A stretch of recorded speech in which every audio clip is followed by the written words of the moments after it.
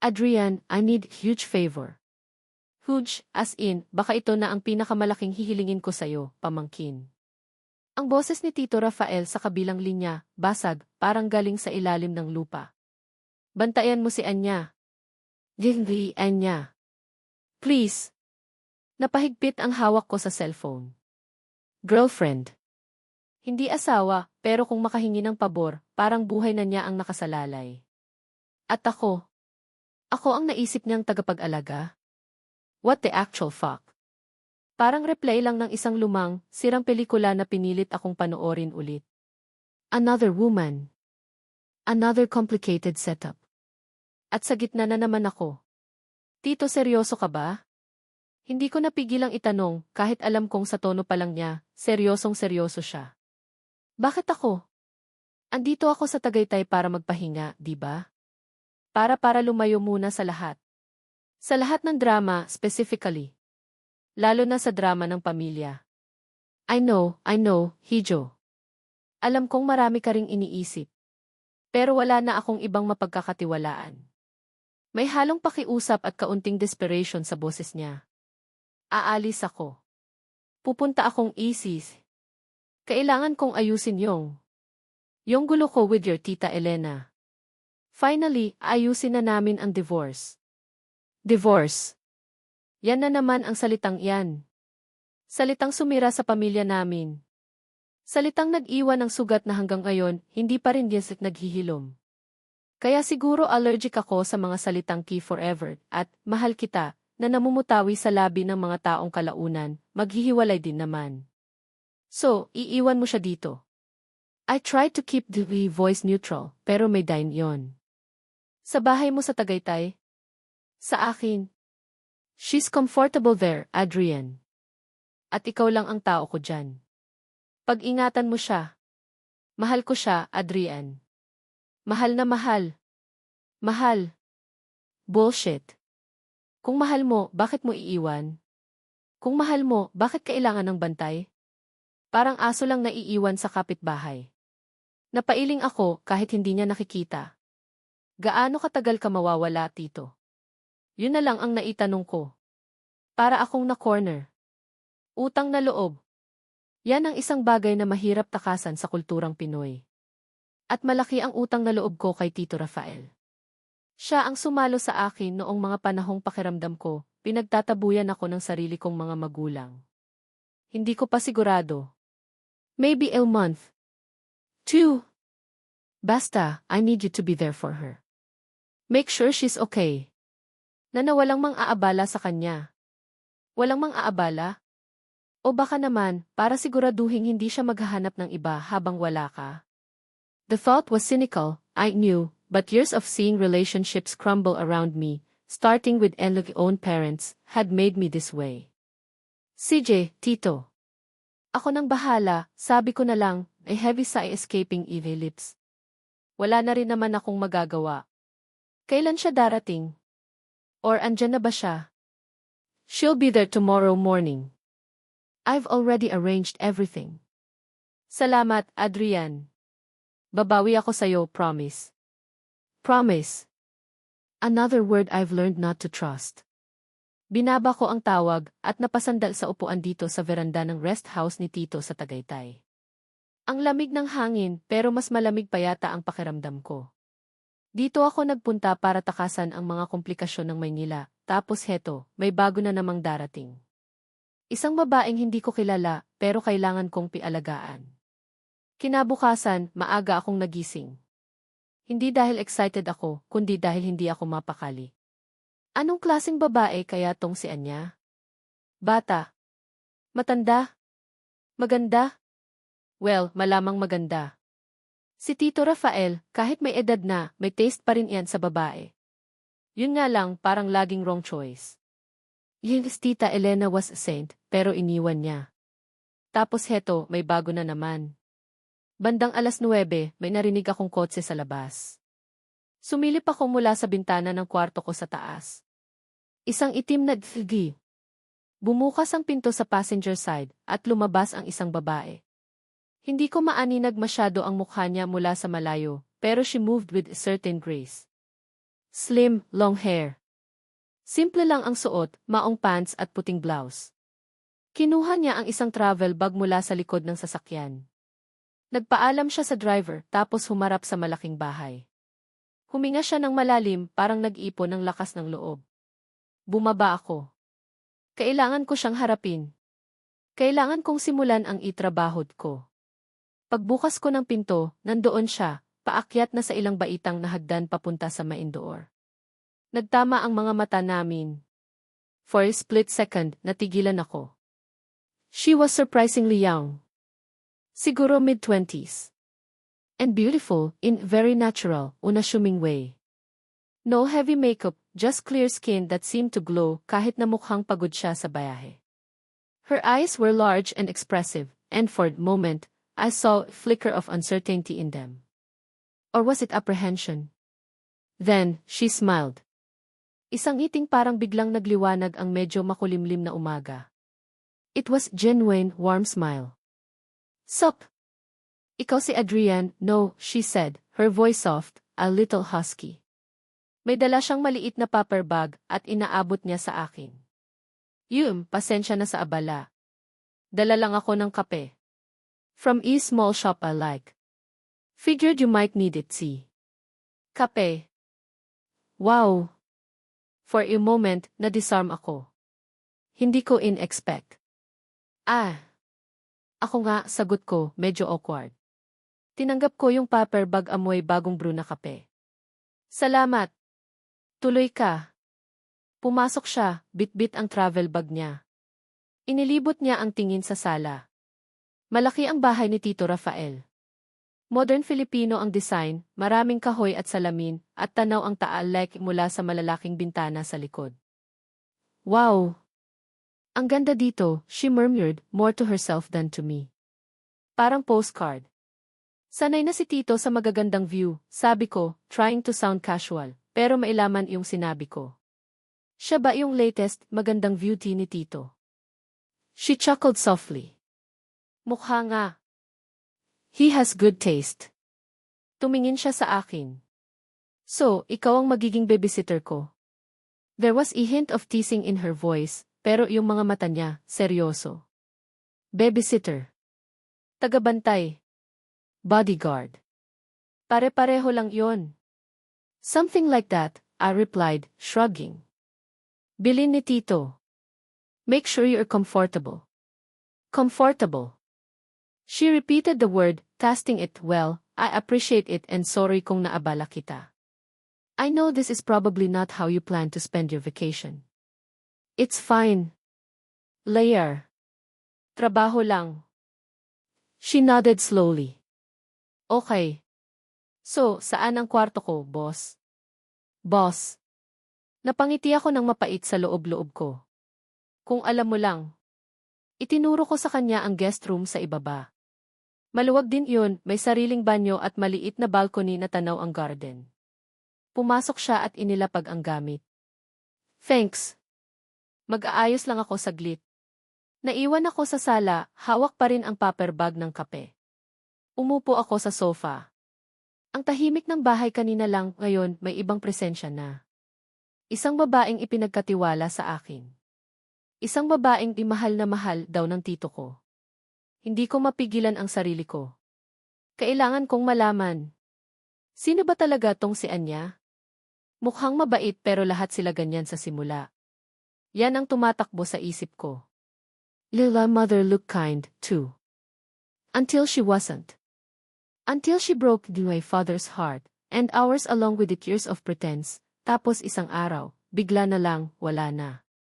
Gumuho lahat. Kinuha ko ang laptop ko. Social media. Yan ang pinakamadaling paraan para makasilip sa buhay ng isang tao ngayon. Anya, anong apelyido niya? Hindi sinabi ni Tito. Shit! Maya-maya, lumabas si Anya mula sa kwarto. Nagpalit na siya ng damit, simpleng shorts at t-shirt. Mas lalo siyang mukhang bata. May dala siyang tray na may 2 tasa. Nagtimpla ako ng kape. Yung dala ko, sabi niya, umiti ulit. Inilapag niya ang tray sa center table. Figured we could use it habang nagkakakilanlan.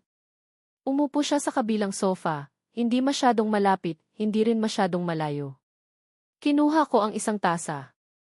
Mainit pa. Humigop ako. Masarap. Hindi yung typical na commercial coffee. May character. Thanks.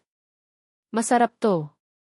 Good to know I have good taste in coffee, at least, she said, playful glint in her eyes. So, Adrian. Anong kwento mo? Bakit ka nandito sa Tagaytay, bukod sa pagiging official companion ko?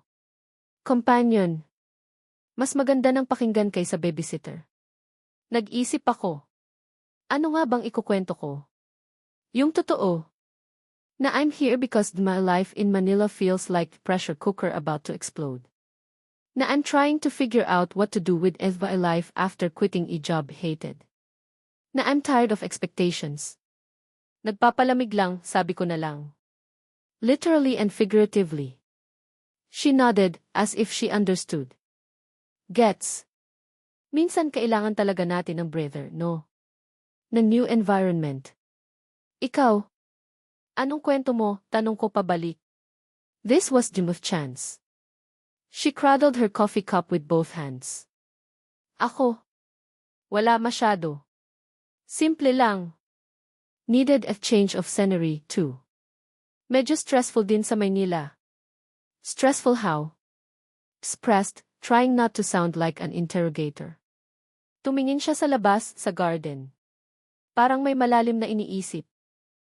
Just life. Work. Family. Alam mo na. She gave a vague wave of her hand.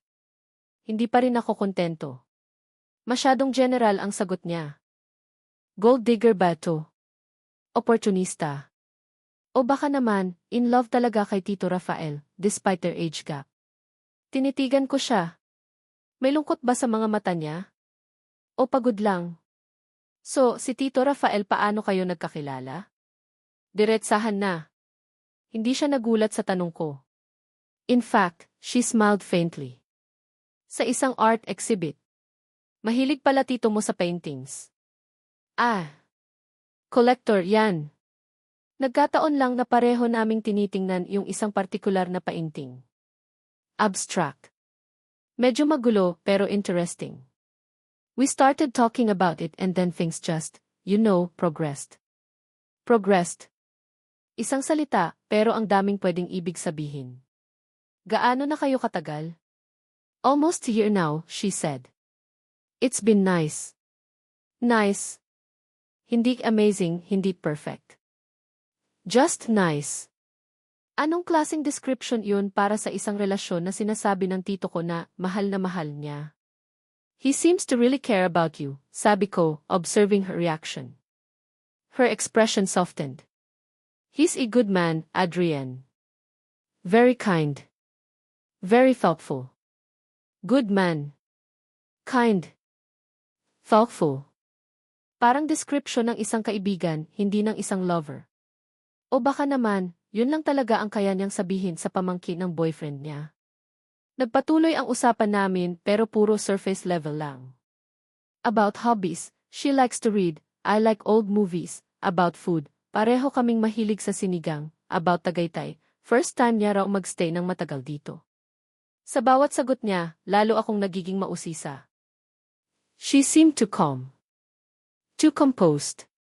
Parang may tinatago. O baka naman paranoid lang talaga ako.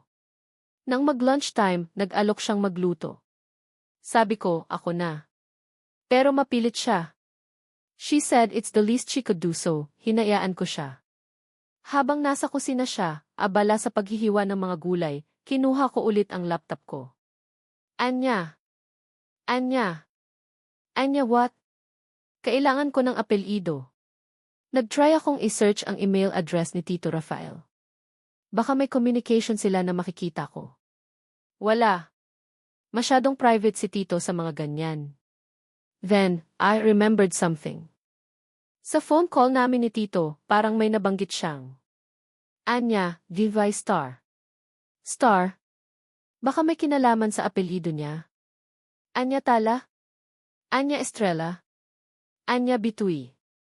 Lunch is ready, tawag niya mula sa kusina. Napatingin ako. Nakangiti na naman siya. Bakit ba ang dali niyang ngumiti?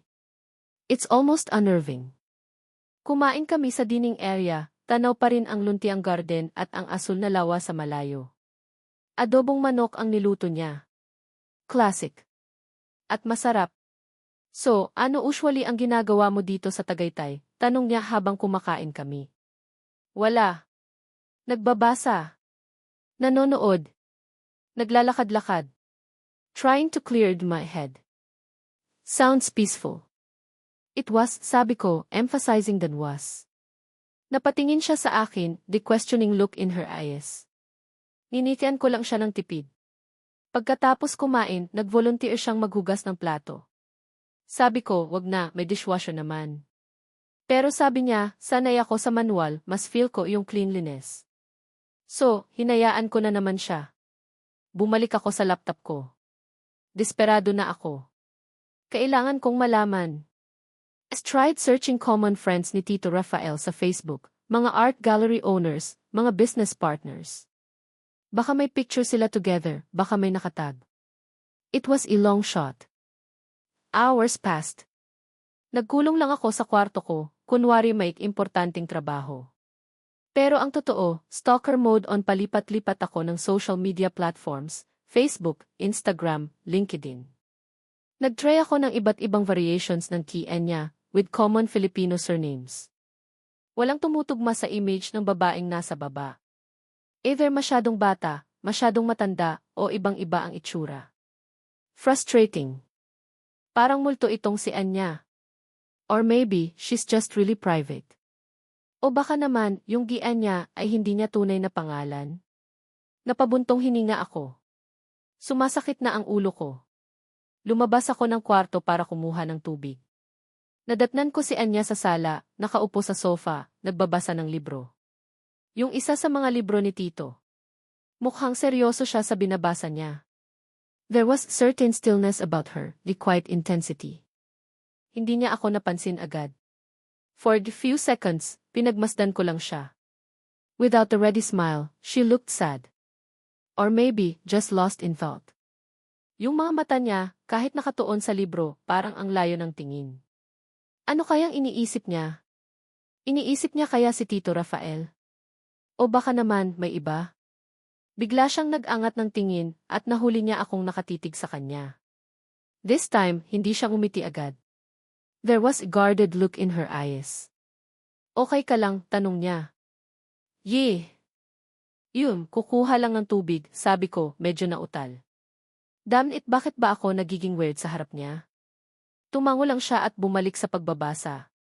Pag-inom ko ng tubig, napansin ko yung travel bag niya na nakasandal pa rin sa gilid ng sofa. May maliit na tag yun. Luggage tag. Dahan-dahan akong lumapit, kunwari may tinitingnan sa estante ng mga libro malapit doon. In my heart was pounding. Ito na kaya? Sinilip ko. Nakasulat sa tag, malinaw, in neat handwriting. Anya Cruz. Cruz. Ang common naman ng apelyido. Pero at least, may apelyido na ako. Dali-dali akong bumalik sa kwarto ko, isinara ang pinto, at binuksan ulit ang laptop. Anya Cruz. Facebook. Instagram. LinkedIn. Nag-type ako. Anya Cruz. Ang daming lumabas. Libo-libo. Paano ko mahahanap yung Anya Cruz na siya? I tried filtering geolocation. Manila. Still too many. I tried looking for mutual friends with Tito Rafael. Wala.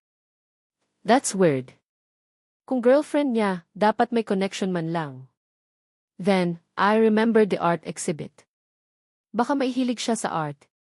I tried searching for Anya Cruz Panandang Pandagdag Art, Anya Cruz Panandang Pandagdag Gallery.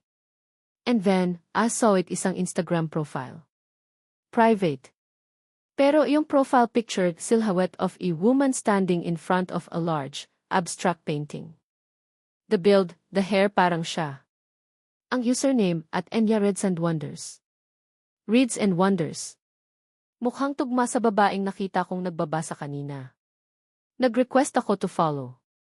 Malamang, hindi niya i-approve agad, lalo na kung hindi niya ako kilala. Pero sa ilalim ng profile pic, may link. Linktree. Clinic ko. Isa lang ang link doon, isang blog. Simple lang ang title ng blog, Fragments. Fragments. Parang angkop sa pagkatao niyang parang pira-piraso kong sinusubukang buuin. Clinic ko ang blog. Walang pangalan ng author. Walang pictures niya. Puro sulat lang. Entries about books she's read, places she's visited. Hypothetically, it seemed more like places she dreamed of visiting, and poems. Short, melancholic poems. About longing. About waiting. About a love that felt distant. Isang entry ang nakaagaw ng pansin ko. Ang title, The Guardian. Binasa ko. He asked me to wait. So, wait. In a house that's not mine, with a silence that's too loud. They sent guardian, with eyes that watch, that judge. Does he see the cracks? Or just a facade carefully built? Napalunok ako. The date of the post. Yesterday. Guardian. With eyes that watch, that judge. Ako ba yun? Ako ba yung tinutukoy niya? Biglang kumalabog ang dibdib ko. Hindi dahil sa kilig. Kundi dahil sa takot. Intriga. Gulat. Hindi ko alam. Pero isa lang ang sigurado. This Enya Cruz, she knows I'm watching her. At parang may alam din siyang hindi ko alam. The Guardian. With eyes that watch, that judge. Yung mga salitang iyon mula sa blog ni Anya, parang nakatatuo na sa utak ko. Buong gabi, pabalik-balik. Ako ba talaga iyon? The coincidence was too damn specific. Then she's more perceptive than I thought. And if she knows I'm watching her, anong game plan niya? Magpapanggap na mabait? O lalo siyang mag-iingat? Kailangan kong baguhin ang strategy ko. Hindi pwedeng passive observer lang ako. Kung gusto kong malaman ang totoo tungkol sa kanya, kailangan kong lumapit. To get close. Kunwari, I'm just being a good companion. Para mas marami akong makita, marinig. Para mas may ebidensya akong makuha. Yibay plan to expose her, to prove to Tito Rafael na she's not who he thinks she is. Kailangan ng more active participation. Kinabukasan, naabutan ko siyang nagkakape ulit sa veranda, ay book open on her lap, pero nakatingin siya sa malayo, sa taal. She looked peaceful. Too peaceful for someone who might be a con artist. Or maybe, yun ang talent niya. Ang magmukhang anghel. Morning, bati ko, trying to sound casual, breezy. Kumuha ako ng tasa at nagsali ng kape mula sa pot na bagong timpla niya. Mukhang naging routine na niya to. She turned, a small smile playing on her lips. Good morning, Adrienne. Ganda ng umaga, no? Perfect para mamalengke, sabi ko, testing the waters. Naubusan na tayo ng supplies. Gusto mong sumama? Para makapili ka na rin ng gusto mong snacks or whatever.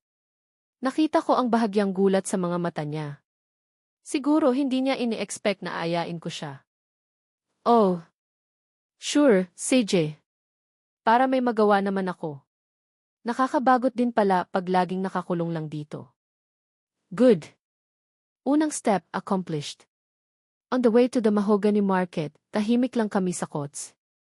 Siya, busy sa pagtingin sa labas ng bintana, parang bata na first time makakita ng mga puno at mga nagtitinda ng prutas sa gilid ng daan. Ako naman, pasulyap-sulyap sa kanya. Ano kayang tumatakbo sa isip niya? Iniisip niya kaya na this is part of a guardian duties. O baka naman, she's actually looking forward to it. Nah. Don't be stupid, Adrienne. This is all part of the act. For both of us, maybe. Sa palengke, medyo nag-enjoy ako sa pag-obserba sa kanya. Hindi siya maarte. Marunong siyang tumawad, pero yung sakto lang, hindi yung tipong mambabara. She'd smile at the vendors, ask them about their produce. May binili siyang isang bungkos ng maliliit na saging, yung senyorita. Favorite ko to, sabi niya, parang nahihiya pa. Habang namimili kami ng gulay, tinanong ko siya, "So, ano nang usually niluluto mo?" "For yourself, I mean." Noong nasa Maynila ka pa. Trying to get glimpse of her daily life. Liksad, simple lang. Kung ano yung madali. Adobo, sinigang. Minsan, pritong isda lang tapos maraming kamatis at sibuyas. Ikaw? Ako? Delivery. O kaya, luto ni Manang sa bahay. Hindi ako masyadong marunong magluto. She chuckled. Sayang naman. Masarap kaya kumain ng niluto mo mismo. Maybe you can teach me sometime, sabi ko, half joking, half testing. Kung pumayag siya, ibig sabihin, she's willing to spend more time with me. More opportunities for me to dig. Tumingin siya sa akin, curious glint in her eyes. Bakit hindi? Mukhang mabilis ka namang matuto. Pag-uwi namin, habang inaayos niya yung mga pinamili namin sa ref, napansin kong medyo dumidilim ang langit. Ulan yata. Kinuha ko yung mga damit na sinampay ko sa labas kaninang umaga. Medyo marami-rami rin. Tulungan na kita dyan, sabi ni Anya, lumapit sa akin. Kinuha niya yung ibang damit mula sa basket. Uy, wag na. Nakakahiya naman. Ano ka ba? Okay lang. Para mas mabilis. Nag-umpisa na siyang magtiklop. Ang bilis ng kamay niya. At ang ayos ng pagkakatiklop parang professional. Napatingin ako. Even Israeli t-shirts, she folded them neatly, smoothing out the wrinkles. There was something oddly intimate about watching her fold my clothes. Isang simpleng household chore, pero parang may ibang ibig sabihin. It felt domestic. Caring. Napailing ako. Stop it, Adrienne. Part of the act. She's just being nice. Pero habang tinitiklop niya yung isang paborito kong lumang t-shirt, yung may butas na maliit sa may balikat, she paused. Hinawakan niya yung butas. Favorite mo too, no? Natigilan ako. Paano mo nalaman? Ngumiti siya. Yung mga paboritong damit, kahit may sira na, hindi natin basta-basta tinatapon. Kasi may sentimental value. Tumingin siya sa akin. Parang tao lang. Kahit may flaws, minamahal pa rin. Parang may kung anong kumurot sa dibdib ko. Was she talking about clothes? Or something else? Or someone else? Maybe. Tito Rafael. Or maybe me. Bago pa ako makasagot, biglang kumulog ng malakas. At kasunod noon ang pagbuhos ng malakas na ulan. Wow, good timing tayo sa pagkuha ng damit. Anya exclaimed, laughing. Her laugh was light, genuine. It was hard not to smile back. Pero yung ngiti ko, biglang nawala nang mapansin kung hindi lang basta ulan. Bagyo yata. Ang lakas ng hangin humahampas sa mga bintana. Biglang namatay yung ilaw. Brownout. Ay, patay, sabi ni Anya. Ang dilim. May flashlight ako sa kwarto. Kukunin ko lang, sabi ko. Pagbalik ko, dala ang flashlight, nakita ko siyang nakatayo malapit sa bintana, pinapanood ang buhos ng ulan. The dim, flickering light from in phone, na ginamit kong ilaw pansamantala, cast shadows on her face, making her look almost ethereal. Grabe yung ulan, no, sabi niya, hindi lumilingon. Parang ayaw na tayong palabasin. Mukhang dito muna tayo for a while. The wind howled outside. Para kaming natrap. Biglang kumalam ang tiyan ko. Hindi pa pala kami nagmeryenda. Gutom ka na ba? Medyo, she admitted. Pero paano tayo kakain yan? Brownout. Napaisip ako. May stock kaming tinapay at mga delata. Pero parang ang lungkot naman noon. Then, an idea. Medyo crazy pero baka gumana. Tara, sabi ko. May alam akong malapit na sari-sari store dito. Baka bukas pa sila. At baka may mainit na kape o pansit canton man lang. Sa ganitong ulan, she looked at me, incredulous. Seryoso ka? Even not. Adventure. I grinned. Payong lang ang katapat niyan. At saka, malapit lang. Promise. Nag-aalangan pa siya nung una, pero eventually, napapayag ko rin. Kumuha kami ng malaking payong at sumugod sa ulan. It was crazy. The wind was strong, halos liparin yung payong. Tawa kami ng tawa habang nag-uunahan sa pagtakbo, basang-basa na rin kahit may payong. Yung sari-sari store, bukas pa nga. Isang maliit na tindahan na may ilang plastik na upuan sa labas, pero may bubong naman. Si Aling Nena, yung may-ari, gulat na gulat nang makita kami. Naku, Sir Adrian. Ma'am, ano nang ginagawa niyo dito sa ganitong panahon? Nagutom po kami, Aling Nena. May mainit po ba kayong kape o tinapay man lang? May instant coffee sila at ilang piraso ng pan de coco at monay. Perfect. Umupo kami sa isa sa mga plastik na upuan habang si Aling Nena nagtitimpla ng kape namin. The rain was still pouring, creating curtain around us. It felt cozy. Isolated from the world. Habang hinihintay namin yung kape, kumuha si Anya ng isang pirasong monay. Hinati niya sa dalawa. Share tayo, she offered, handing me the other half. Tinanggap ko. Nagtama ang mga daliri namin.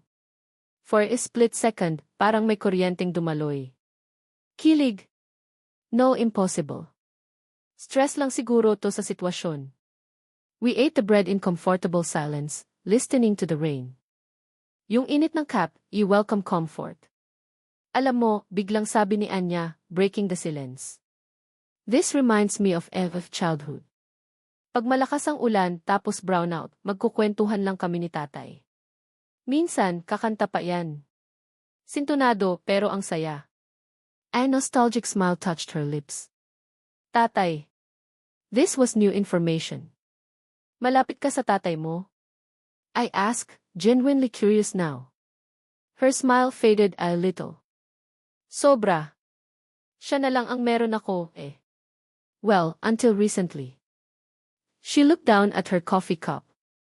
May sakit siya ngayon.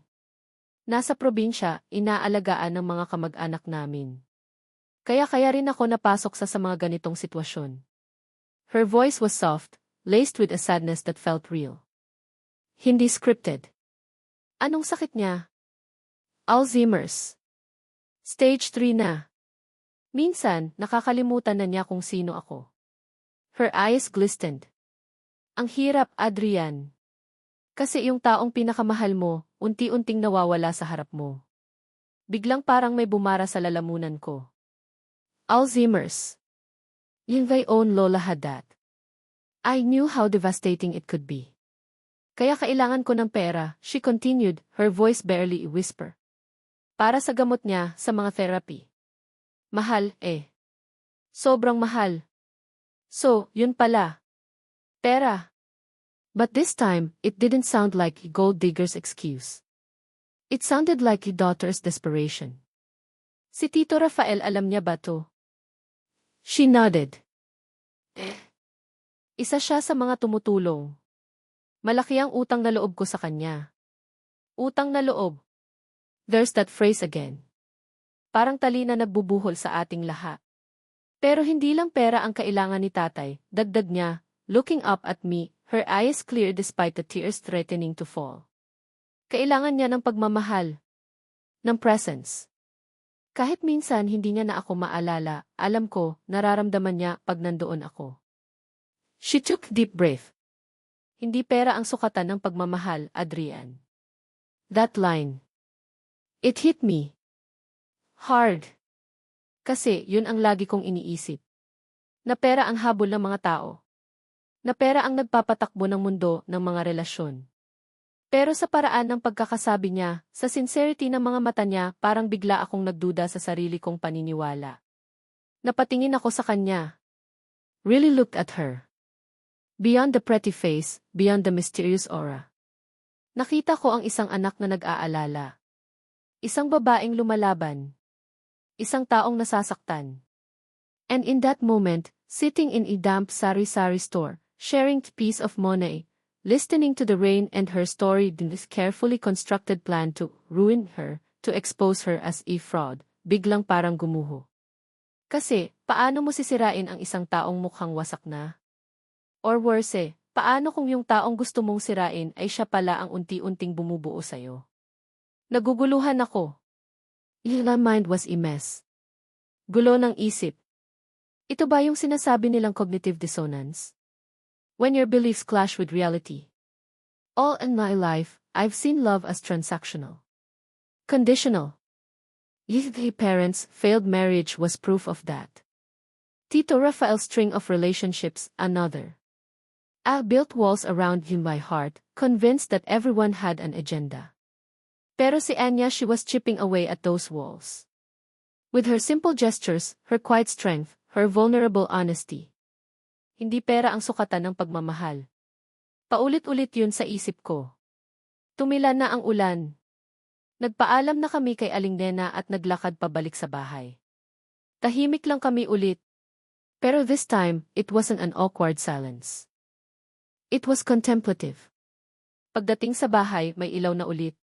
Salamat sa adventure, Adrian, sabi ni Anya, ngumiti. This time, her smile reached her eyes.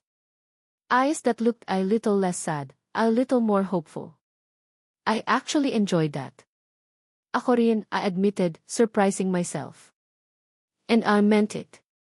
Pumasok na siya sa kwarto niya. Naiwan akong nakatayo sa sala, a strange feeling settling in the chest. Hindi na to basta-basta trabaho lang. This was complicated. In my plan. In my stupid, cynical plan. Parang gusto ko na siyang kalimutan. Pero may isang boses sa likod ng isip ko, a remnant of the old, jaded Adrian, don't be fooled. Lahat ng tao may tinatagong alas. Baka part lang to ng act niya. Baka mas magaling lang siyang umarte kaysa sa inaakala mo. I shook my head. Hindi ko na alam kung ano ang paniniwalaan ko. Pumunta ako sa kusina para uminom ng tubig. Nakita ko yung t-shirt ko na tinupi ni Anya, nakapatong pa rin sa isang silya. Kinuha ko. Maayos ang pagkakatiklop. Naamoy ko pa yung fabric conditioner na ginamit niya. It smelled clean. Comforting. Damn it. Nahulog na ba ako? Hindi sa kanya, wag kang assuming. Kundi sa sabitag ng sarili kong emosyon. Impossible. Hindi pwede. Pero habang hawak ko yung t-shirt, napansin ko ang phone niya, naiwan sa ibabaw ng counter. Naka-screen lock. Pero may notif na biglang umilaw. Isang message preview. Mula sa isang unknown number. Kamusta ang alaga mo dyan? Don't get too comfortable, Anya. Remember the deal. Nanigas ako. Deal? Anong deal? Kamusta ang alaga mo dyan? Don't get too comfortable, Anya. Remember the deal. Yung text message na iyon. Parang isang malaking stop sign sa gitna ng daan na akala ko, smooth sa iling na. Sino yung unknown number? Anong key deal ang sinasabi niya? Biglang bumalik lahat ng duda ko. Lahat ng cynicism na sinubukan kong ibaon. Was her story about her father, her vulnerability during the storm, was all of it just an elaborate act? A way to gain is by sympathy, give a trust. Hindi ako mapakali. Gusto kong kunin yung phone niya, basahin lahat ng mensahe, pero hindi ko magawa. That would be crossing a line. Pero yung message na iyon, it planted a seed of unease that I couldn't shake off. The next few days, I found myself observing Anya with renewed, albeit confused, vigilance. Half of me wanted to believe the sincerity, saw during the storm, the daughter worried sick about her father. The other half, the jaded, suspicious Adrian, kept replaying that damn text message in his head. Pero, sa kabila ng pagdududa ko, I couldn't deny na may nagbago sa dynamics namin. Yung dating purely transactional na bantay-alaga, setup, nagkaroon ng something else. Something warmer. Maybe it was the shared experience of being trapped by the storm, or her unexpected confession about her father. O baka naman, I was just lonely and her presence, kahit na may kasamang intriga, was a welcome change. Nagsimula kaming magkaroon ng maliliit na routines. Sa umaga, sabay kaming nagkakape sa veranda. Siya ang laging unang nagtitimpla. Barako, yung matapang. Para magising ang diwa, sabi niya. We wouldn't talk much, just sit there, watching the mist slowly lift from Tao Lake. It was a comfortable silence, unlike the awkward silences from our first few days. One morning, naabutan ko siyang nagluluto ng almusal. Sinangag, itlog at tuyo. Ang bango. Wow, amoy fiesta, sabi ko, leaning against the doorframe of the kitchen. Umiti siya, hindi lumilingon. Gutom ka na ba? Malapit na to. Actually, ako dapat ang nag-aasikaso niyan. Bisita ka dito, di ba? Ano ka ba? Okay lang. Besides, na-miss ko magluto ng ganito. Sa Maynila, puro instant noodles lang ako minsan. She paused, then added softly, saka, para may silbi naman ako dito, di ba? Hindi lang palamuti. Palamuti. The word stung a little, though I wasn't sure, Guilov. Hindi ka palamuti, Anya. She finally looked at me, a small, almost device smile on her face. Thanks. Kumain kami. Ang sarap ng luto niya. Simple lang, pero parang may special ingredient. Siguro, effort. After breakfast, naisipan naming ilakad si Bantay, yung aspi ni Tito Rafael na parang naging official mascot na rin ng bahay. Noong una, medyo mailap si Bantay kay Anya. Pero after few days, pag nakikita niya si Anya, buntot na agad ang kumakawag-kawag. Mukhang boto sa'yo si Bantay, I remarked as we walked along the quiet, tree-lined street outside the house. Mahilig kasi ako sa aso, sabi ni Anya, scratching Bantay behind the ears. May alaga rin kaming aso dati, si Tagpi. Sobrang talino noon. Kaso, namatay na. Katandaan. May bahid ng lungkot sa boses niya. Sorry to hear that. Okay lang. Part of life, di ba? Loving and letting go. She looked at me. Kung ikaw ang bantay ko, Adrian, hindi ako makakatakas kahit gusto ko. Bigla niyang sinabi, a teasing glint in her eyes, pero may underlying seriousness. Natigilan ako. In my heart did you weird little flip. Was she flirting? Or was she just stating a fact? Dahil sa bili ni Tito? O dahil sa ibang dahilan? Bakit, may plano ka bang tumakas? I bantered back, trying to keep the cool. She just loved a light, airy sound. Wala naman. Saan naman ako pupunta? Pero yung tanong na iyon, it lingered. Saan nga ba siya pupunta kung sakaling umalis siya dito? May iba pa ba siyang options? One afternoon, habang naglilinis ako ng bookshelves ni Tito Rafael, ang dami niyang libro, parang library na, lumapit si Anya. Tulungan na kita, she offered. Sure ka? Maalikabok to. Sanay ako sa alikabok. At saka, mahilig ako sa libro. Kumuha siya ng basahan at nagsimulang magpunas ng mga libro. We worked side by side, occasionally bumping elbows. Ang bango ng shampoo niya, amoy vanilya. Napapansin ko yung mga maliliit na bagay sa kanya. The way her brow furrows when she's concentrating. The small mole just above her lip. The way she bites her lower lip when she's thinking. Stop it, Adrienne. You're supposed to be investigating her, not noticing her. Pero ang hirap. The more time I spent with her, the more the lines blurred. Yung suspect ko, nagiging tao. Isang taong may quirks, may vulnerabilities, may tawa na nakakahawa. Favorite mo ba si Jane Austen? Tanong niya, hawak ang isang kopya ng Pride and Prejudice. Hindi pa ako nakakabasa niyan. More on thrillers and sci-fi ako. Oh, you should TSI it sometime. Classic yan. About misunderstandings and second chances. She looked at me, knowing look in her eyes. Second chances. Was she talking about the book? Or us? Biglang, habang inaabot niya ang isang makapal na libro mula sa mataas na shelf, dumulas iyon sa kamay niya. Mabilis akong kumilos, sinalo yung libro. Our hands brushed. More than brushed, actually. If my hand covered hers, pressing it against the hard cover of the book. Pareho kaming natigilan. Ang lapit ng mukha namin. I could see the flecks of gold in her brown eyes. Naamoy ko ulit yung vanilla scent niya, mas malakas ngayon. In my heart started hammering against the ribs. Kilig. This time, I couldn't deny it was pure, unadulterated kilig. She licked her lips, her eyes wide. Parang may naramdaman din siya. The air crackled with unspoken tension. Gusto ko siyang halikan. God, I wanted to kiss her. Right there, amidst the dusty books and the scent of old paper and vanilla. Pero hindi ko ginawa. Bumitaw ako, medyo alanganin. Ingat, sabi ko, deep voice a little hoarse. Salamat, she stammered, pulling her hand away. Namumula yung pismi niya. Ang cute. Shit. Cute. Adrian, ano ba? Nagpatuloy kami sa pag-aayos ng mga libro, pero iba na ang atmosphere.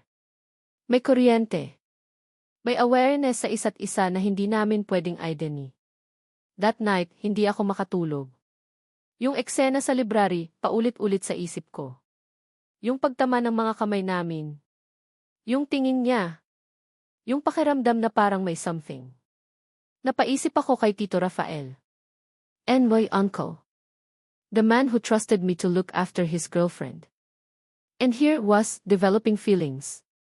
For her? Guilt. Malaking malaki. Para akong traidor. Sa tito ko. Sa sarili ko. Kailangan kong lumayo. Kailangan kong itigil to, bago pa lumala. Pero paano? Paano mo iiwasan ang isang taong kasama mo sa iisang bubong? Isang taong unti-unti nang nagiging parte ng araw mo. One afternoon, I found her asleep on the sofa in the living room.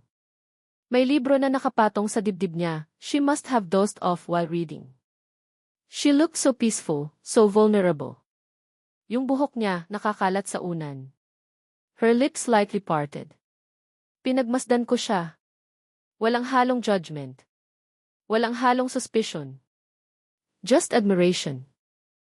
She was beautiful. Not just physically, but there was a light about her. Isang liwanag na parang kayang itaboy ang kahit anong dilim.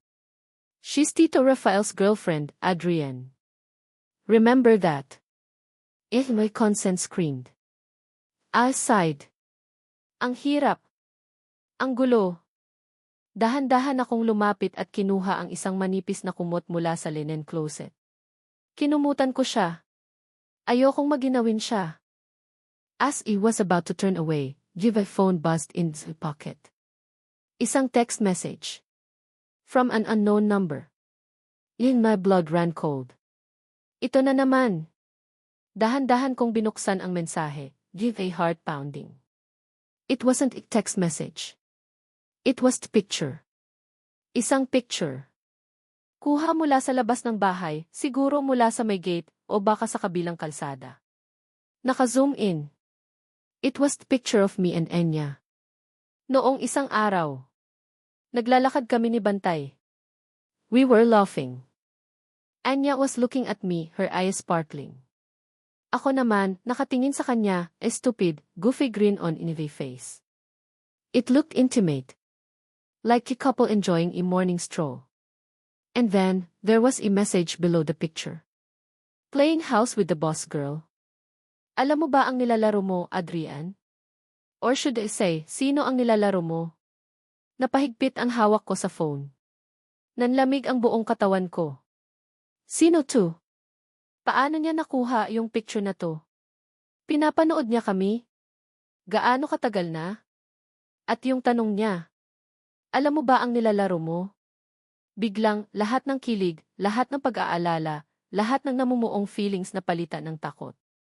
Malalim na takot. This wasn't just about my confused feelings for Enya anymore. This was something dangerous. Someone was watching us. Someone who knew about Enya and Tito Rafael.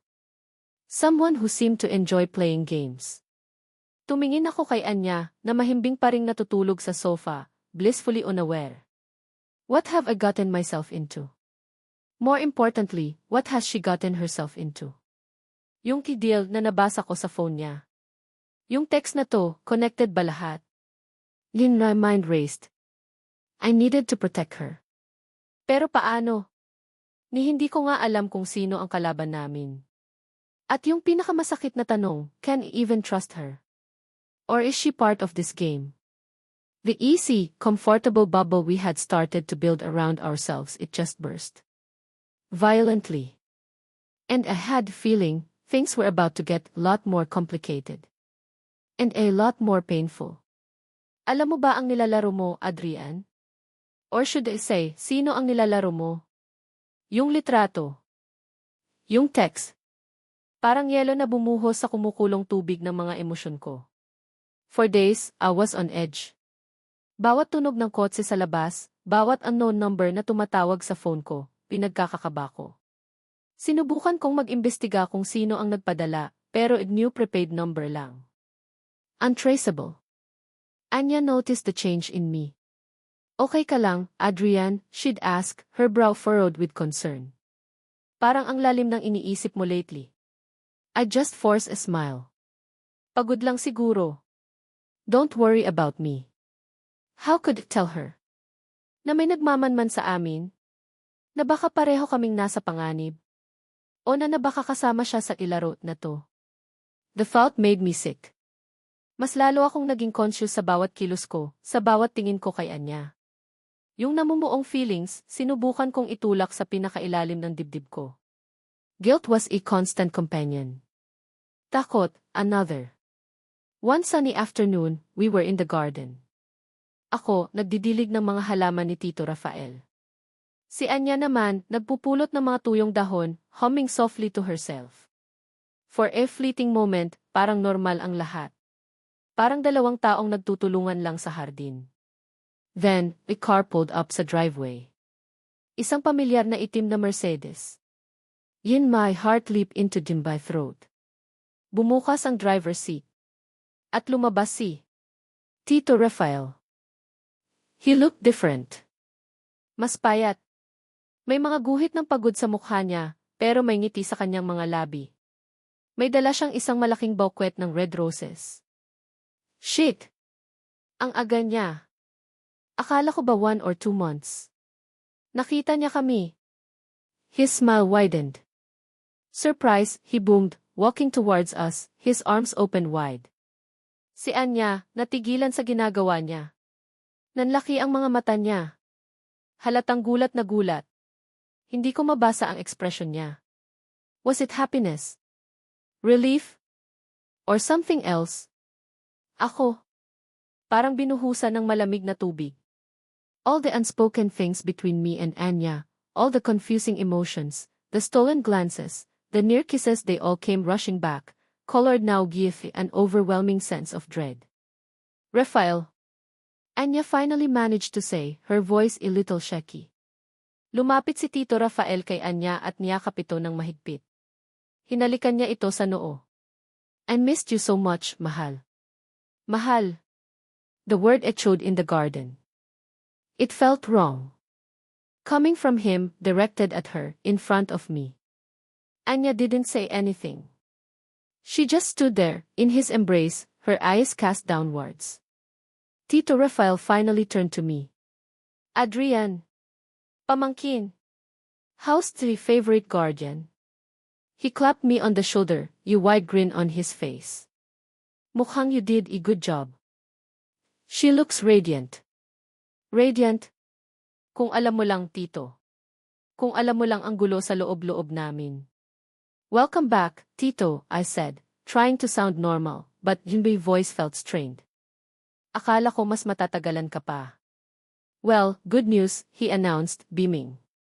Naayos ko na lahat ng kailangan kong ayusin sa States. Mas mabilis kaysa sa inaasahan ko. And he paused for dramatic effect, his eyes twinkling. I canceled the divorce proceedings with Elena. Para akong nabingi. Cancelled? Anong ibig sabihin yan? Anya's head snapped up. Her eyes, wide with disbelief, met mine for a split second. I saw a flash of panic. Despair. Hindi ko masabi. Oh, what? Anya stammered, looking at Tito Rafael. Anong sabi mo? Tito Rafael took her hands. I realized, mahal, na hindi ko kayang mawala ka. At hindi ko rin kayang basta na lang itapon ang pinagsamahan namin ni Elena. We talked. We were going to Tearsay again. For the sake of the family. For the sake of, well, everything. Family. Yan na naman. The convenient excuse. But what about us? Anya's voice was barely a whisper. Her face was pale. Tito Rafael smiled tenderly at her. That's the other good news, my love. Kinuha niya ang isang maliit na velvet box mula sa kanyang bulsa. Lumuhod siya sa harap ni Anya. Oh, God. No, please, no. Anya Cruz, will you do me the honor of being the inspiration? His companion. The second wife, kapag naayos na ang lahat. He opened the box.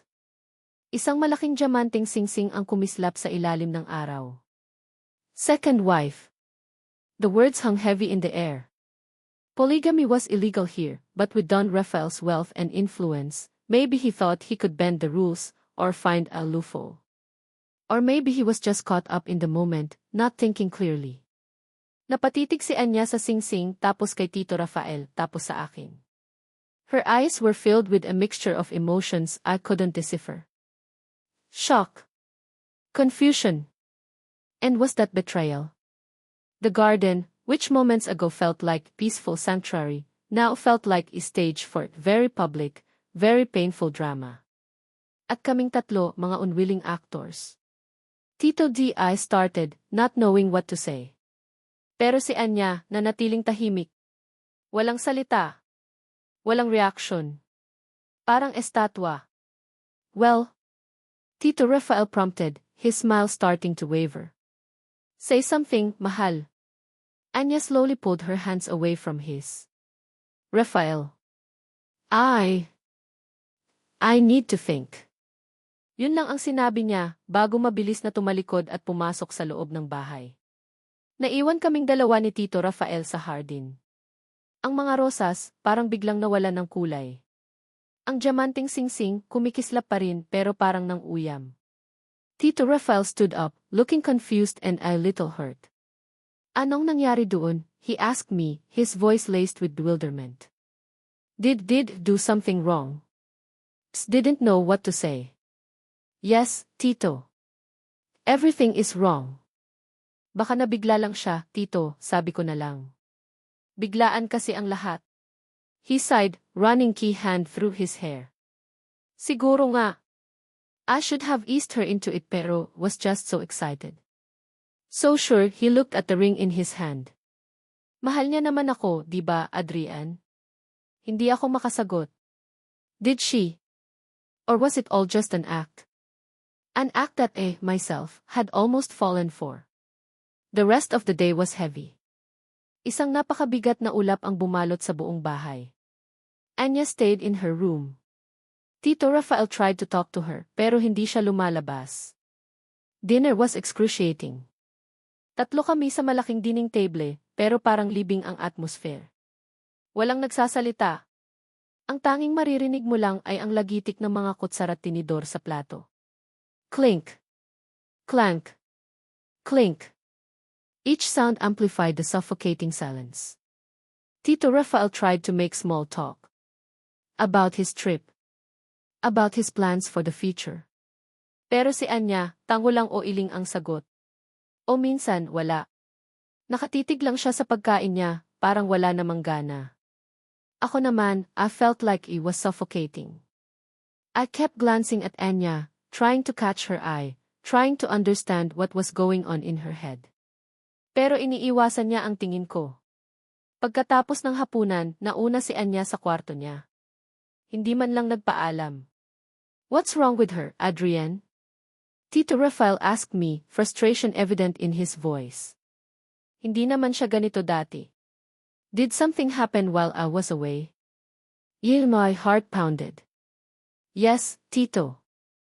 Something happened. Happened. Pero hindi ko iyon pwedeng sabihin. Siguro pagod lang siya, Tito. O baka overwhelmed lang sa biglaang pagbalik mo at sa proposal. He sighed again, looking older, more tired than when he arrived. Maybe you're right. I'll talk to her tomorrow. Bigyan ko muna siya ng space. Nang gabing yon, nakita ko si Anya sa may veranda, nakaupo sa rattan chair, nakatingin sa madilim na lawa. The moon was hidden behind the clouds. Lumapit ako. Hindi siya lumingon. Anya, bakit hindi mo sinabi sa akin na babalik na siya? Her voice was flat, devoid of emotion. Hindi ko rin alam. Nagulat din ako. Talaga ba? May bahid ng sarkasmo sa boses niya. O baka naman you were hoping he wouldn't come back. Natigilan ako. Was a part of me, maybe. A selfish part. That's not fair, Anya. She finally looked at me, her eyes glinting in the dim light. Fair? Anong alam mo sa fair, Adrian? You, who judged me from the moment stepped into this house. Hindi kita ginujudge ngayon. Oh, really? She stood up, facing me. Then what is this? This awkwardness between us. This thing that we can't even name. I couldn't answer. Because she was right. May something sa pagitan namin. Something dangerous. Something forbidden. He wants to marry me, Adrian, she said, her voice cracking. Anong gagawin ko? I wanted to tell her to say no, to run away with me. To choose us. Pero anong us? Isang relasyong nabuo sa kasinungalingan at pagdududa. Instead, I saw her hand. She was twisting something on her finger. Isang maliit na sing-sing. Hindi yung diamante ni Tito Rafael. Isang simpleng silver band na may maliit na star design. Bigla kong naalala. Noong isa sa mga una naming araw, habang nag-aayos kami ng gamit, may nakita akong kaparehong sing-sing sa drawer niya. Tinanong ko kung ano yun. Sabi niya, yan? Wala lang. Costume jewelry. Minsan sinusuot ko, parang lucky charm. Pero ngayon, she was twisting it like her life depended on it then. Slowly, Anya checked the Adrian Ken Higgins. No, wait. Hindi ko naman yun binigay. Naalala ko, minsan, sa palengke, may nakita kaming nagtitinda ng mga accessories. She admired a similar ring.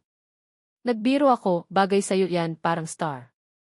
Bibilhin ko sana para sa'yo, kaso baka isipin mo, nanliligaw na ako. We both logged it off pero ngayon parang may ibang kahulugan. She took off the ring and held it in her palm. This was just a silly reminder. Of a different path. A different what if. Tumingin siya sa akin, her eyes filled with profound sadness. Pero wala na yung what if, Adrian. This is reality. Your uncle is back. And he wants an answer.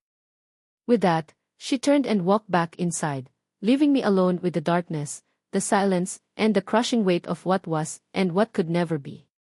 Hindi ako nakatulog ng gabing yon. Lumabas ako ng bahay. Nagmaneho. Hindi ko alam kung saan ako pupunta. Basta, kailangan kong lumayo. Kailangan kong mag-isip. Napunta ako sa isang maliit na bar sa tabi ng daan. Umorder ako ng beer. Tapos isa pa. Tapos isa pa. Adrian went to drink alone, remembering Anya's eyes. Her eyes. Yung gulat, yung sakit, yung resignasyon. Anong ibig sabihin noon? Was she going to say yes to Tito Rafael? Was this that deal she was talking about in that text message saw? To marry him for security. For her father's medical bills. Kung anong gagawin ko? Could I live with that? Knowing that she was with him, but her heart might be somewhere else. Or was just fooling myself? Baka naman, mahal niya talaga si Tito Rafael, at ako lang itong nag-a-assume. Ako lang itong nahulog sa sarili kong imahinasyon. The alcohol didn't help. It just made in my head spin, yun by emotions more tangled. Lasing na ako nang umuwi. Pagpasok ko sa bahay, madilim na. Tahimik. Parang walang tao. Dumiretso ako sa kwarto ko. Pero bago ako makapasok, napadaan ako sa kwarto ni Anya. The door was slightly ajar. Sumilip ako. Nakita ko siya. Nakaupo sa kama, yakap ang mga tuhod. Nakatingin sa bintana. At umiiyak siya. Mahina lang pero ramdam ko ang bigat ng bawat hikbi. My heart broke. Gusto ko siyang lapitan. Gusto ko siyang yakapin. Gusto kong sabihin na everything will be okay. Pero hindi ko ginawa. Dahil alam ko, hindi magiging okay ang lahat. Not anymore. Pumasok na lang ako sa kwarto ko, isinara ang pinto, at humiga sa kama. The silence of the house was deafening. Punong-puno ng mga non-said words ng mga pusong nasasaktan. Gulat. Sakit. Yan ang bumalot sa gabing iyon. At alam ko, simula pa lang ito ng mas matinding unos. Kinabukasan, ang bigat ng atmosphere sa bahay, parang may dumaang bagyo na hindi lang pisikal, kundi emosyonal. Tito Rafael tried to act normal, but even he couldn't hide the tension in his eyes. He kept glancing at Anya, waiting. Si Anya naman, she was quiet, almost too quiet. Parang anino na lang na gumagalaw sa bahay. I avoided both of them as much as I could. The guilt, the confusion, the unspoken feelings, it was all too much. Nagkulong ako sa kwarto ko, kunwari may trabahong tinatapos, pero ang totoo, my mind was a battlefield. Anong gagawin ni Anya? Anong gagawin ko? Late in the afternoon, Tito Rafael called for a family meeting sa sala. In my heart sank. Ito na iyon. The moment of truth. Umupo kami. Si Tito Rafael sa single armchair, looking expectant. Si Anya sa kabilang dulo ng sofa, as far away from him as possible. Ako, sa gitna, feeling like a spectator at my own execution. Anya, mahal, Tito Rafael began, his voice gentle. I know I surprised you yesterday. And I'm sorry if overwhelmed you. Pero, I meant every word. I want to spend in my life with you. He reached for her hand, but she subtly pulled away. Ouch! Kahit ako, nasaktan para kay Tito. Anya took a deep breath. When she finally spoke, her voice was clear, steady, though her hands were trembling in her lap. Rafael. I can't accept your proposal. The words hung in the air, sharp and final. Nakita ko ang gulat, tapos ang sakit, sa mga mata ni Tito Rafael. Parang hindi siya makapaniwala. Ano? Bakit? Is it because of Elena? I told you, we're working things out, but... It's not about Elena, Anya interrupted softly. It's about me. It's about my heart. She looked at him, her eyes filled with a sad honesty. Rafael, I will forever be grateful for your kindness, for your generosity. You helped me when needed it most. You were there for me, for my father. Malaki ang utang na loob ko sa'yo, at hinding-hindi ko iyon makakalimutan. Her voice wavered slightly. Pero, I can't marry you out of gratitude. That wouldn't be fair to you. And it wouldn't be fair to me. Pero mahal mo ako, di ba? Tito Rafael's voice was pleading now. You said you cared for me. Anya closed her eyes for a moment. When she opened them, there were tears. I do care for you, Rafael. As a friend. As a mentor. As someone deeply respect. Pero ang puso ko wala na dito. It's somewhere else. Somewhere else. My own heart skipped a beat. Was she talking about me? Or was it just a figure of speech? Tito Rafael looked crushed. He slumped back in his chair, the fight draining out of him. Saan? Kanino? Anya didn't answer. She just looked down at her hands. The silence was thick with unspoken accusations, with broken hearts. I understand, Tito Rafael finally said, his voice hoarse. Hindi kita pipilitin, Anya. I just want you to be happy. He sounded defeated, but there was dignity in his acceptance. Anya stood up. I think it's best if I leave. Tonight. What? Agad-agad? Tito Rafael looked alarmed. Saan ka pupunta? I'll figure it out. I have some savings. I can stay with a friend muna. I can't stay here any longer. It's not right. Tumingin siya sa akin. Isang mabilis na tingin. Puno ng ano? Regret?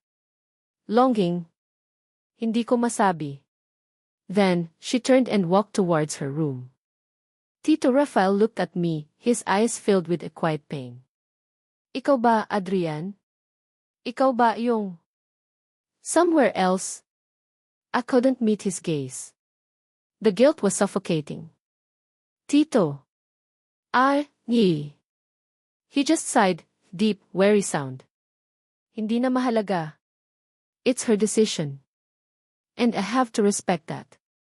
He looked so much older in that moment. Maya-maya, lumabas si Anya mula sa kwarto niya, bit-bit ang maliit niyang travel bag, the same one she had when she first arrived. It felt like a lifetime ago.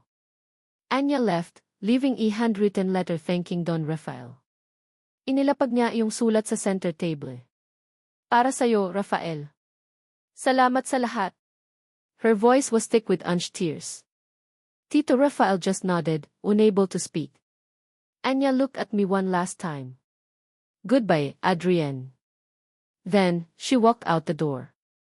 Parang biglang huminto ang mundo ko. She was leaving. Just like that. Tito Rafael picked up the letter, his hands trembling. He didn't open it, he just stared at the door where Anya had disappeared. Go after her, Adrian, he said softly, not looking at me. Natigilan ako. Tito. Kung mahal mo siya at kung mahal ka niya, habulin mo siya. He finally looked at me, a sad smile on his face. Don't make the same mistakes did. Don't let pride, or fear, or anything, get in the way of what your heart truly wants. His words hit me like physical blow. Permission. Acceptance. From the man felt I had betrayed. Hindi na ako nag-isip pa. Kinuha ko ang susi ng kotse ko at tumakbo palabas. Adrian ran to the terminal, found her crying beside the bus. The Tagaytay bus terminal wasn't that far. As drove like a madman, yun my heart pounding in the chest, yun my mind racing. What if I was too late? What if she was already gone? Pagdating ko sa terminal, ang daming tao. Ang daming bus. Hinanap ko siya. Saan siya? Then, I saw her. Nakaupo sa isang bench sa gilid, medyo malayo sa karamihan. Nakayuko. Her shoulders were shaking. Umiiyak siya. My heart ached at the sight. Dahan-dahan akong lumapit. Anya. Nag-angat siya ng tingin. Her eyes were red and swollen. Pagkakita niya sa akin, mas lalo siyang naiyak. Umupo ako sa tabi niya. For a moment, neither of us spoke. I just wanted to be near her. Anong ginagawa mo dito? She finally asked, her voice hoarse from crying. Sinundan kita. Bakit? This was it, no more hiding. No more lies. No more fear. Kasi kailangan kong sabihin sa iyo ang totoo.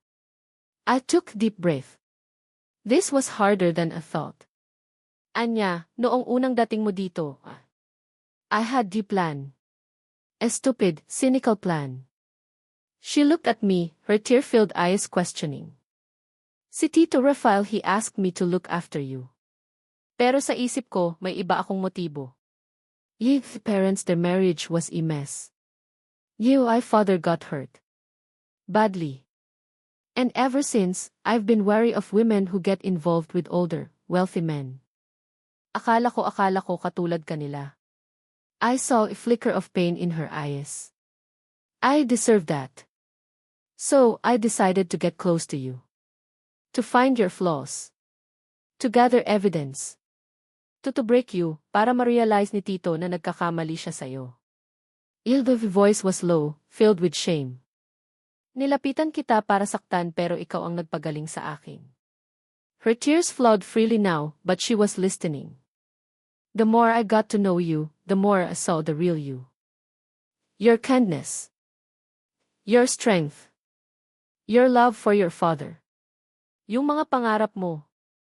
And I started to fall for you, Anya. God, I fell hard. Kahit alam kong mali. Kahit alam kong masasaktan ko si Tito. I reached for her hand. This time, she didn't pull away. Her hand was cold, trembling.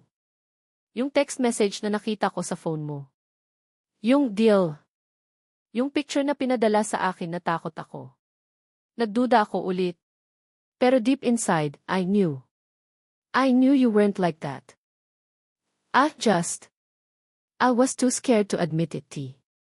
I looked into her eyes. Anya, I'm so sorry.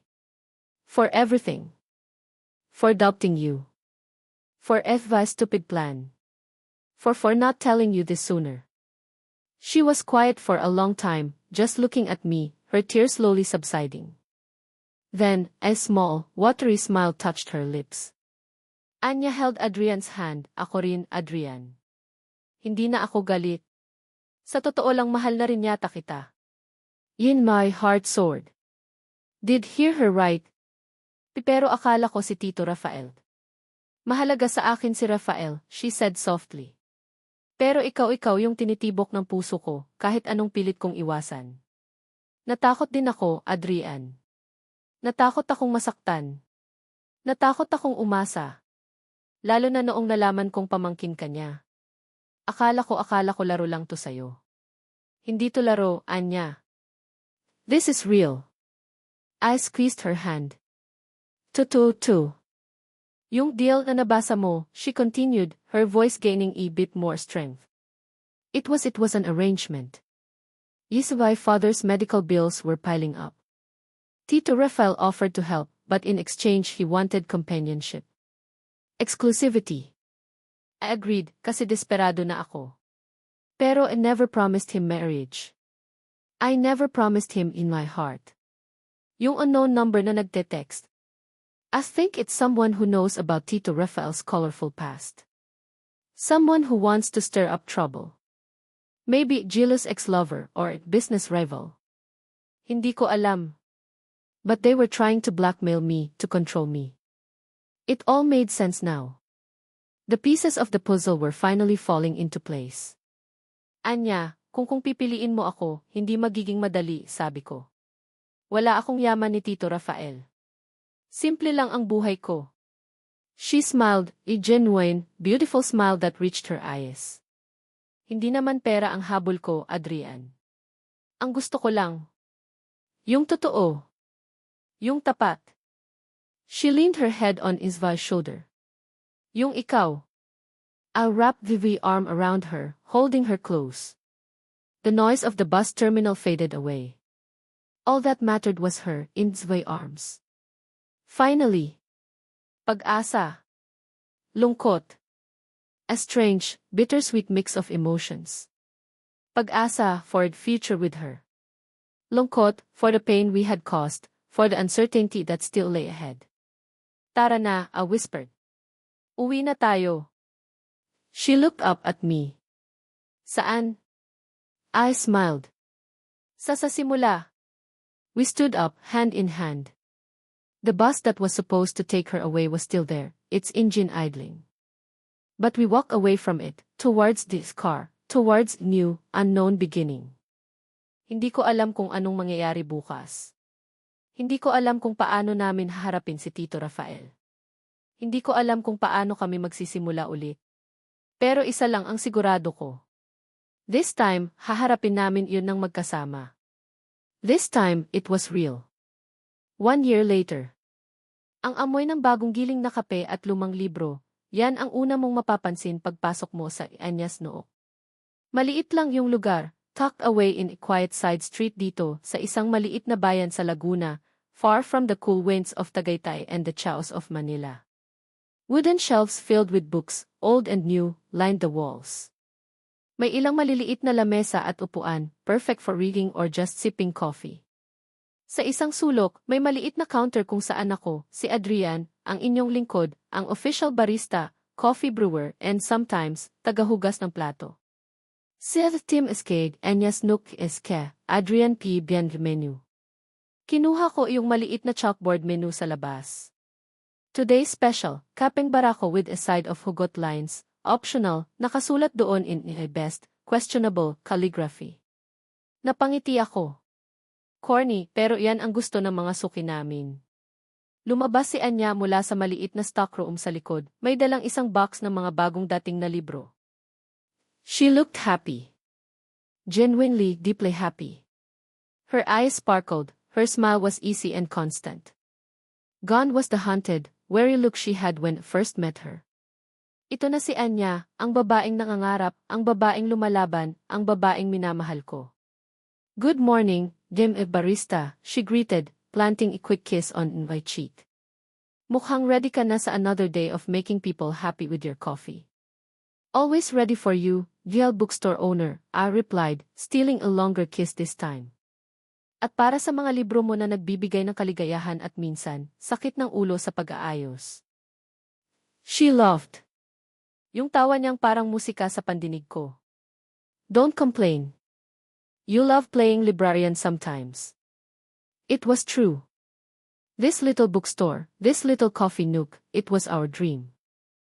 Dream we built together, piece is piece, with hard work, a little bit of savings, and a whole lot of love and hope. Hindi naging madali ang lahat pagkatapos ng gabing yun sa bus terminal. We had to face Tito Rafael. It was one of the hardest conversations I've ever had. May sakit, may hiya, may panghihinayang. Pero sa huli, there was also understanding and a quiet blessing. Hindi niya kami pinigilan. In fact, he even offered to help us start over, pero tinanggihan namin. We wanted to do this on our own.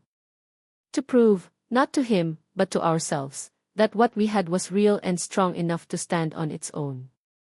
Si Anya, she found a way to continue supporting her father's medical needs. Nag-online work siya as a freelance writer and editor, on top of managing the bookstore. Ako naman, I used my severance pay from my old corporate job and some savings to help fund Anya's nook. It wasn't much, but it was ours. Biggie and dete si Truin, Anyad si. Biglang may pumasok na maliit na batang babae, si Maya, yung anak ng kapitbahay naming may-ari ng karinderya. May dala siyang picture book. Ate Anya. Pwede po pa basa ulit nito? Tanong ni Maya, her eyes wide with excitement. Anya's face softened. Kinuha niya ang libro. Naman, Maya. Halika, upo ka dito. Umupo si Anya sa isang maliit na stool, at si Maya naman, umupo sa sahig sa harap niya, all ears. Pinanood ko sila. Anya's voice was gentle as she read the story, her expressions animated. Si Maya, tawang-tawa. It was a simple, beautiful scene. Ito yung mga moments na nagpapatunay na tama ang desisyon namin. Na worth it lahat ng pinagdaanan namin. Maya-maya, may dumating na mail. Isang sulat. Mula sa States. Para kay Anya. Di ka Don Rafael, kung saan masaya ka, doon ka dapat. Binuksan ni Anya ang sulat. It was from Tito Rafael. He wrote to us occasionally, short, simple letters updating us about his life. He and Tita Elena were working things out. Slowly. Painfully, sometimes. But they were trying. And he always ended his letters with a reminder, kung saan masaya ka, Anya, doon ka dapat. And I hope you are, Hija. You deserve all the happiness in the world. Kayo ni Adrian. Anya smiled, the tear escaping her eye. Not a sad tear, but a tear of gratitude, maybe. Of peace. She folded the letter and put it in her pocket. Okay ka lang, tanong ko. She nodded. Masaya lang. Masaya na okay na ang lahat. The day went on, customers came and went. Some looking for specific books, others just wanting a quiet place to read and a good cup of coffee. May mga estudyante, may mga retirees, may mga young professionals. Our little nook became a small community. Nang maggabi na at paunti na ang tao, umupo si Anya sa tabi ko sa counter. She leaned her head on Isva's shoulder, just like that night at the bus terminal. Pero this time, walang takot, walang lungkot. Puro kapayapaan lang. Pagod ka na? I asked, gently stroking her hair. Medyo. Pero yung masarap na pagod. She sighed contentedly. Alam mo, minsan, naiisip ko pa rin yung mga nangyari. Parang panaginip lang. Isang magandang panaginip na naging totoo. She smiled. Pero may mga parts na bangungot. Pero nalagpasan natin, I said, kissing the top of her head. Kasi tayo. We closed up the shop. While I was locking the front door, Anya was turning off the lights, one ear one. Ang tanging ilaw na lang na natira ay yung maliit na lamp sa counter. Adrian ni Anya team, ngayong totoo na ang lahat, dito lang ako. Lumapit ako sa kanya. I wrapped the arms around her from behind, resting the chin on her shoulder. We stood there for a moment, in the quiet darkness of our little shop, our little sanctuary. Mahal kita, Anya, I whispered. She turned in sway arms, her eyes shining in the dim light. Mahal na mahal din kita, Adrian. And then, she kissed me. A kiss that spoke of everything we had been through. The doubts, the fears, the pain, the hope, the forgiveness, and finally, the love. A love that was tested, a love that was true. Hindi na kailangan ng malaking mansyon sa Tagaytay. Hindi na kailangan ng mamahaling mga regalo. Ang kailangan lang namin ay isa't isa. At itong maliit na espasyo kung saan ang mga pangarap ay nabubuo, ang mga puso ay naghihilom, at ang pag-ibig ay totoong-totoo. Ngayong totoo na ang lahat, dito lang ako. Dito lang kami. Sa tamang panahon. Sa tamang lugar. Sa tamang pag-ibig. Kaligayahan. Yun ang nararamdaman ko. Simple, tahimik, pero malalim. Isang kaligayahan na pinaghirapan, pinaglaban at ngayon iniingatan. The story of the girl who was left behind, and the man who was assigned to guard her, had found its own happy, quiet ending. Or rather, a beautiful new beginning.